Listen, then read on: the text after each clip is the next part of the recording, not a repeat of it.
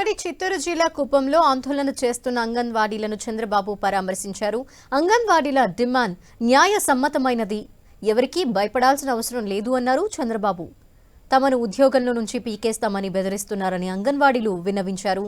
మిమ్మల్ని ఉద్యోగం నుంచి తీసివేస్తే తిరిగి మన ప్రభుత్వం వచ్చాక జాయిన్ చేసుకుంటామని భరోసా కల్పించారు. అనంతరం అంగన్వాడీలు తమ డిమాండ్లతో కూడిన వినతి పత్రాన్ని అందజేశారు. అంగన్వాడీల ఆందోళనకు మద్దతు తెలిపారు చంద్రబాబు.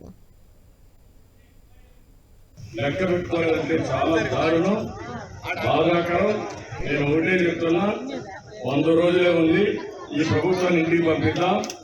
మీ డిమాండ్స్ అన్ని కూడా సానుకూలంగా పరిశీలించి న్యాయం చేసే బాధ్యత నేను తీసుకుంటానని మరొకసారి మీ అందరికీ ఆనందిస్తూ, మీరు చేసే ఆందోళన పట్ల నా ప్రగాఢ సంపూర్ణమైనటువంటి సహకారాన్ని అందిస్తానని చెప్పి మరొకసారి మీ అందరికీ ఆనందిస్తున్నా.